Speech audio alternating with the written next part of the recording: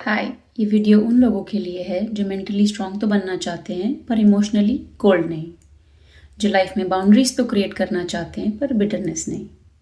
Hi, my name is Anju Singh and I welcome you all to the quiet flame. एक ऐसा channel, एक ऐसी space, एक ऐसी कोशिश जहां हम ईगो की शोर में खुद की असली रोशनी को पहचानने की कोशिश कर रहे हैं, जहां हम दुनिया की कंपैरिजन, प्रेशर और ईगो बैटल्स के बीच खुद को खोए बिना जिंदगी को कैसे जिया जाए ये सीखने और समझने की कोशिश कर रहे हैं।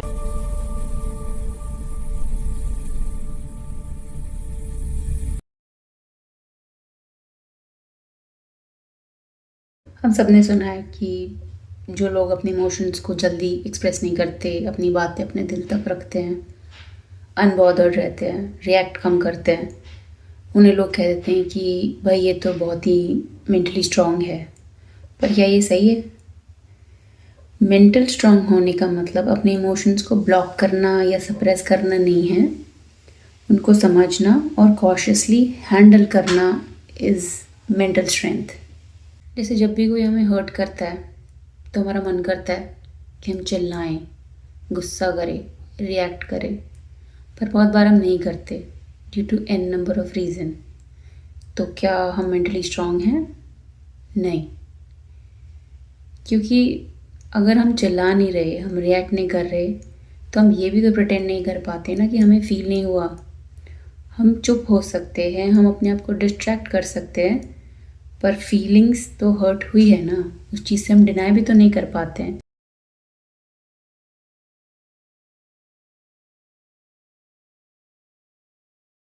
अब दो चीज़ें होती हैं, emotional coldness and emotional resilience. Emotional coldness वो है जहाँ मैं अपने इमोशंस और फीलिंग से टोटल डिस्कनेक्ट हो जाऊँ, अपने दिमाग को ट्रेन करूँ कि मुझे कोई इमोशन फील नहीं करने हैं, आई एम टोटली अनबॉदर्ड, और मैं बिल्कुल सप्रेस कर दूँ अपने इमोशंस को। पर क्या ये सच में मेंटली स्ट्रांग होना है? Absolutely not. ये फियर है, ये डर है अपने ही रिएक्शंस का। ये डर है कि कहीं मैं कुछ गलत बोल ना दूँ, कहीं मैं कुछ गलत कर ना दूँ, या मैं लोगों को वीक ना नज़र आ जाऊँ। पर this is really not strength, this is just a suppression of your own emotions. Emotional resilience का मीनिंग है अपने इमोशंस को अवॉइड नहीं करना, बल्कि उन्हें एक्सेप्ट करना। एक्सेप्ट करना कि मुझे बुरा लग रहा है, पर मैं अपने इमोशंस के कंट्रोल में नहीं आऊँगा। एक इमोशनली रेजिलियंट इंसान खुद से कहता है कि मुझे दर्द है, मुझे बुरा भी लग रहा है, पर मैं अपने इमोशंस को अपना नेक्स्ट एक्शन डिसाइड करने की पावर नहीं दूंगा। तो इमोशनल रेजिलियंस हमें सिखाती है सॉफ्टनेस पर not helplessness, sensitivity but not instability. This is real strength कि आपको इमोशंस की पूरी नॉलेज है कि हाँ मुझे कैसा फील हो रहा है, पर आपका रिएक्शन पूरा आपके कंट्रोल में है। आपको पता है कि मुझे करना है रिएक्ट या नहीं करना है, और अगर करना है तो किस लेवल पर, किस एक्सटेंट पे रिएक्ट करना है। टीना और मीना के एग्जाम्पल से समझते हैं। दोनों सैड हैं बिकॉज उनको उनके किसी क्लोज पर्सन ने इग्नोर किया है। लेट्स सी उनके सिचुएशन को हैंडल करने का तरीका डिफरेंट कैसे है। टीना इमोशनली कोल्ड हो गई है, उसे लगता है कि अगर वो रिएक्ट ही नहीं करेगी तो सबको लगेगा कि उसे कोई फ़र्क नहीं पड़ता, she is fine, she is normal. अपने इमोशंस को प्रोसेस करने की जगह इग्नोर कर रही है by over eating, by mindlessly scrolling the reels. पर हुआ क्या? अंदर से कहानी कुछ और है। She is still hurting, sad है, किसी काम में मन नहीं लग रहा है, बार बार फ़ोन चेक कर रही है कि किसी को फ़र्क पड़ा या नहीं पड़ा। वहीं मीना इमोशनली रिजिलियंट है। जब उसने इग्नोर होने के दर्द को महसूस किया तो उसने उसको एक्सेप्ट किया और खुद से कहा कि हाँ मुझे बुरा लग रहा है, पर क्या मुझे अपनी सेल्फ रिस्पेक्ट को साइड करते हुए किसी से कोई एक्सप्लेनेशन मांगनी चाहिए?